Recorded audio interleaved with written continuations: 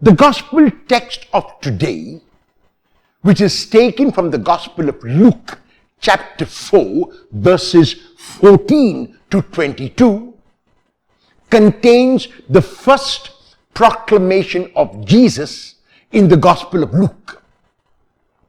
In the Gospel of Luke, unlike in the Gospels of Matthew and Mark, where Jesus makes a short, pithy statement in his proclamation, here the proclamation is elaborate. Jesus goes to the synagogue on the Sabbath day, and he was given the privilege of reading the text in the synagogue.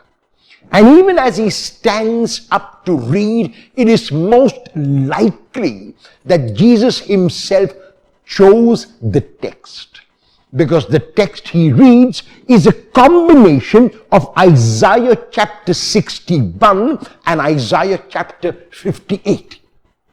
Jesus combines them to communicate his own message to the words of Isaiah.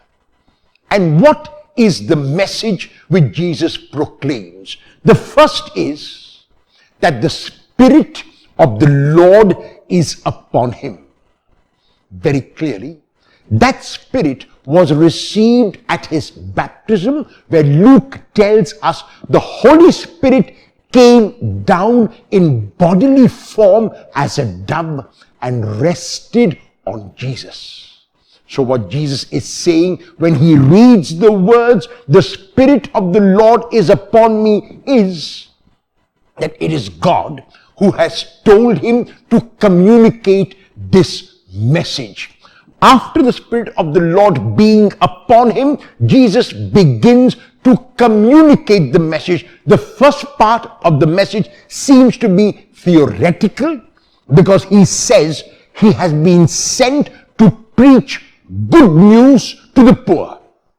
The proclamation is a verbal proclamation. The proclamation is a theoretical proclamation. The proclamation is in words. However, he follows it up immediately by the proclamation of liberty to the captives, of sight to the blind, and of freedom to the downtrodden and the oppressed.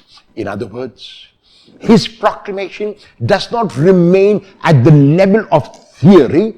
His proclamation does not remain at the level of words, but his is a proclamation which is translated physically into action in the lives of the captives, in the lives of the blind, in the lives of the downtrodden and the oppressed. These are only symbolic of anyone who needs the help of Jesus, of anyone who is poor, of anyone who opens his or her heart to the revelation which God makes in Jesus.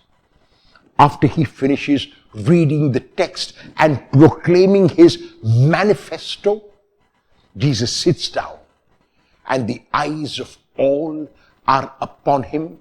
The ears are still resonating with the gracious words that flow from his lips. And he receives approval of all those who are sitting in the synagogue and listening to him. 2 days before we can celebrate the baptism of Jesus, even within this Christmas season, the church is inviting us, after we listen to this proclamation of Jesus, to ask ourselves whether we are going to help him and make his words come true in our lives and the lives of others. Is the proclamation of Jesus today also good news to the poor? Will I, in my own little way, proclaim and bring about liberty to the captives, sight to the blind, and joy to the downtrodden and oppressed? How will I do that today?